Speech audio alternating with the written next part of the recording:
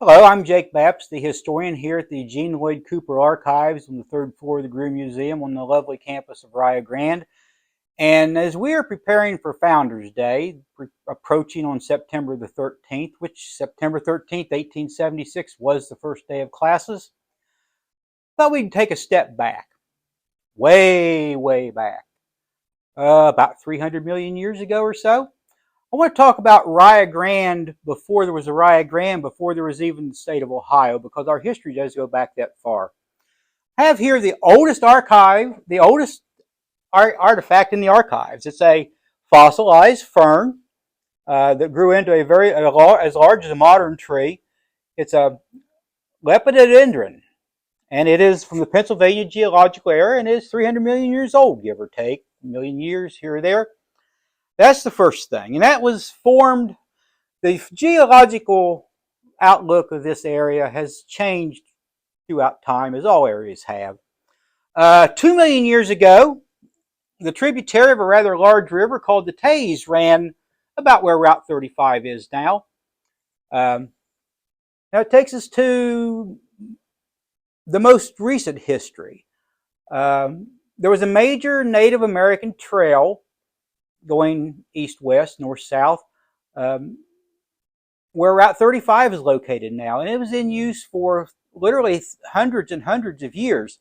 The second oldest artifact we have is what most people erroneously refer to as an arrowhead. Very few of these were actually arrowheads, but this is a projectile point, probably about 8,000 years old, and it was found in the yard of the former home of President Simeon Byng in 1960.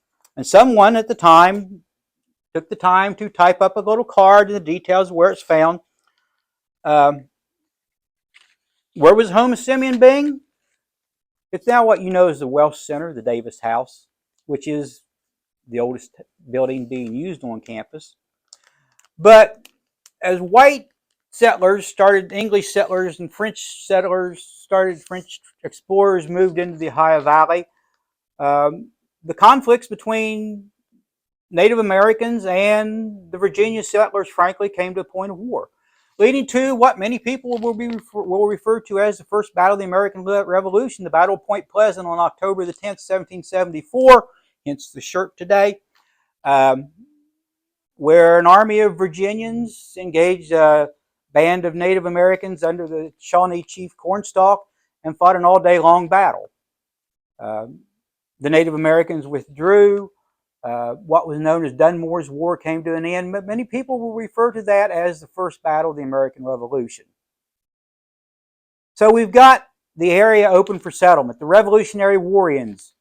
Gallipolis is settled in 1790. It's the third oldest settlement in the Northwest Territory.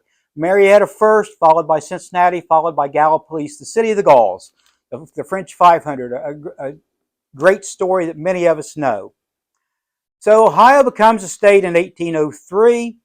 Gallia County is one of the 7 original counties in the state. At that time consisted of parts of what's now Jackson County, Lawrence County, Vinton County, founded in 1803. But before that, there was a significant settler, a gentleman by the name of Daniel Boone, that spent 2 winters in the 1790s in a cave on Raccoon Creek.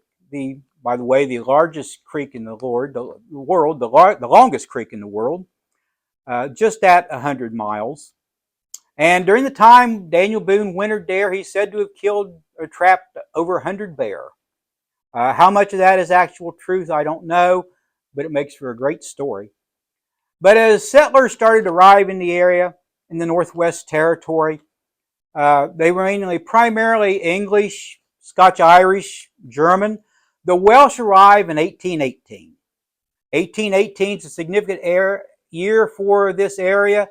1818, the Welsh arrive, and in 1818, a young couple by Nehemiah and Promelia Atwood are married.